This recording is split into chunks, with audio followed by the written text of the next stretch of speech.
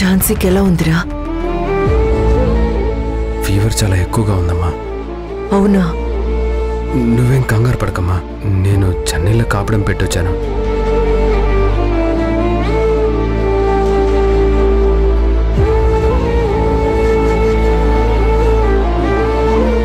పాపం, నిన్న రాత్రి ఏమైనా తిందో లేదో? గొడవైంది కదమ్మా, ఏమీ తినుండకపోవచ్చు. సరే, నేను జావ కాసిస్తాను. ఎవరికీ డౌట్ రాకుండా నువ్వు వెళ్ళిచ్చేసొచ్చే. అలాగే అమ్మా.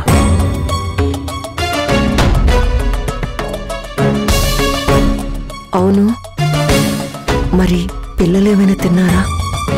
నేను వాళ్ళకి టిఫిన్ తినిపించి స్కూల్కి పంపించాను. చాలా మంచి పని చేసావు నాన్న. నువ్విక్కడ మేనేజ్ చేయి, నేను వెళ్ళి జావ తీసుకొస్తాను. కమల, ఏంటి తల్లి కొడుకులు ఇద్దరు ఏదో సీక్రెట్గా మాట్లాడుకుంటున్నారు? అదేదో బయటకు మాట్లాడితే మేము కూడా వింటాం కదా. అదేం లేదు మావయ్య.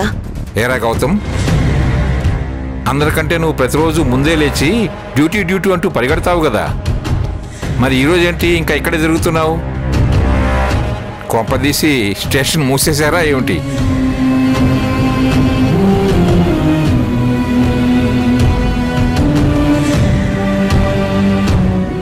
అయ్ బాబోయ్, మా బాబు జోకేశాడు. గౌతమ్, తాతయ్య అడుగుతున్నారు కదా, చెప్పు. అవును, నువ్వెందుకు ఇంకా డ్యూటీకి వెళ్ళలేదు? ఒంట్లో బాలేదని. ఎవరికి? అంటే తాతయ్య, అది మీకు ఒంట్లో బాలేదు కదా మావయ్య?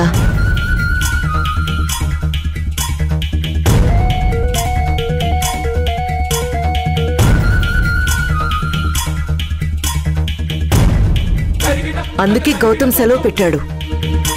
అంతే కదా గౌతమ్?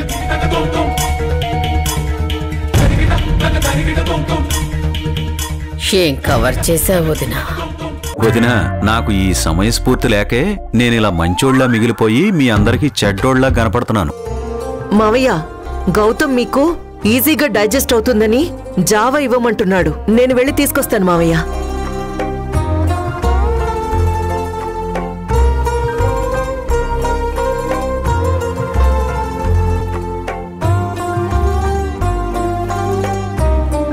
నాన్న గౌతమ్, ఇలా రా.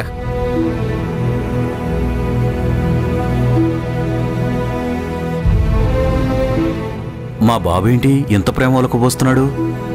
మా వదిన చెప్పింది నమ్మేశాడనుకుంటా. రానా అన్నా?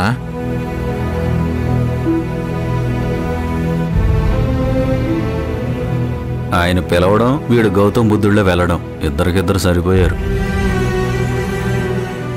ఏంటి తాతయ్య?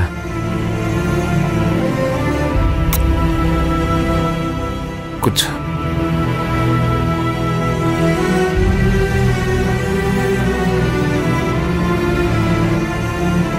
నాన్న గౌతమ్, నా కోసం, ఈ తాతయ్య కోసం నువ్వు డ్యూటీకి వెళ్ళలేదా? ఇంట్లో ఫంక్షన్స్ అని అవి ఇవి ఎన్నో జరుపుకుంటున్నా ఏ రోజు కొన్ని క్షణాలు కూడా నువ్వు మాతో గడిపేవాడివి కాదు.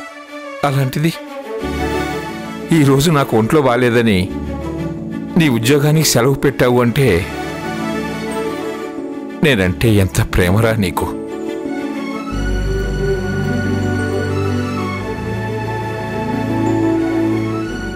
అవును నాన్న, నేను చెప్పాను కదా, గౌతమ్కి మీరంటే చాలా ఇష్టం.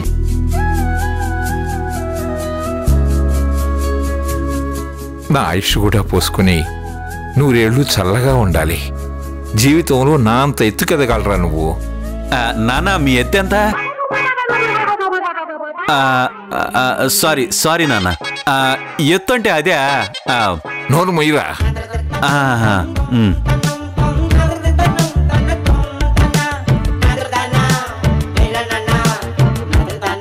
ఎప్పుడు ఎలా మాట్లాడారు, ఎవరితో ఏం మాట్లాడాలో కూడా తెలియదు. అసలు కన్న తండ్రిని ఎలా గౌరవించాలో కూడా నీకు తెలియదు. అదేంటి నాన్న అలా అంటారు? నేనెప్పుడూ మీ గౌరవాన్ని తగ్గించలేదు కదా. పని పాట లేకుండా ఇంట్లోనే ఖాళీగా కూర్చుంటున్నావు కదా, అది నా గౌరవాన్ని తగ్గించినట్లు కాదా? ఏంటో ఇది, ఇంత వయసు వచ్చినా కూడా ఆవగింజంత బుద్ధి కూడా రాలేదు. మామయ్య గారు, జావ తీసుకోండి, వేడిగా ఉంది.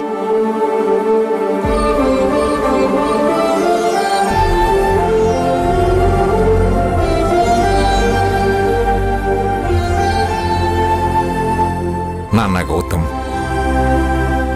నిన్ను చూస్తుంటే చాలా సంతోషంగా ఉంది. నా ఆరోగ్యం విషయంలో నువ్వింత శ్రద్ధ తీసుకుంటున్నావా?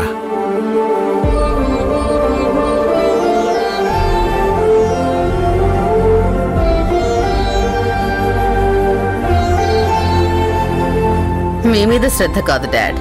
తల్లి కొడుకులిద్దరూ కలిసి ఏవో డ్రామాలాడుతున్నారు. దీని వెనక ఏదో ప్లాన్ ఉంది. రోజు డ్యూటీ డ్యూటీ అంటూ కాళ్ళకి చక్రాలు కట్టుకొని తిరుగుతావు కదా, కాస్త ఈ రోజైనా రెస్ట్ తీసుకో. వెళ్ళు నాన్న. సరే తాతయ్య, ముందు మీరు జావ తాగండి.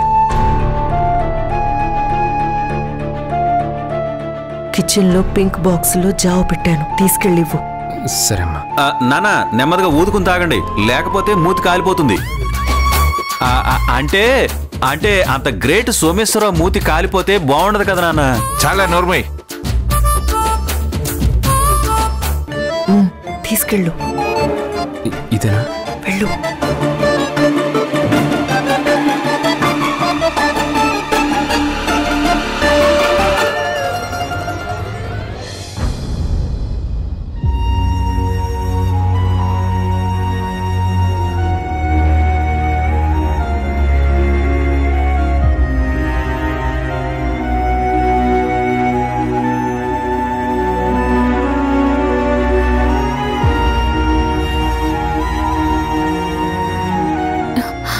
స్వీటీ, వంశీ. ఝాన్సీ గారు, ఝాన్సీ గారు, మీరు లేవకండి. మీరు రెస్ట్ తీసుకోండి. మీకేమైనా అవసరం అయితే చెప్పండి, నేను తీసుకొస్తాను.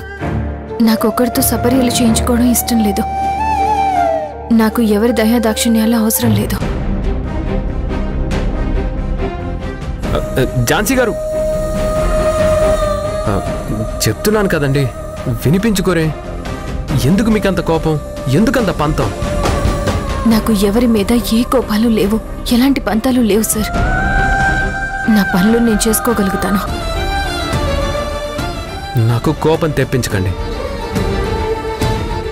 మీకు చాలా ఫీవర్ ఉంది, లేస్తే కింద పడతారు. రెస్ట్ తీసుకోండి. నేను కింద పడితే మీకేంటి సార్? నా మీద మీకెందుకు అంత కన్సర్న్? పక్కకు తప్పుకోండి. చెప్తే అర్థం కాదా? కొడితే చంప చెల్లుమంటుంది.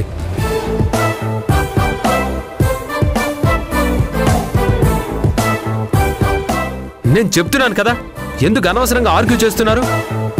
లాయర్ అని పెద్ద ఫోర్స్ కొడుతున్నారా? ఫీవర్ వస్తే లాయర్ అయినా సరే రెస్ట్ తీసుకోవాల్సిందే, అంతేగాని నేను లాయర్ని, నాకేం కాదంటే మీకే ప్రాబ్లం అవుతుంది. పడుకోండి,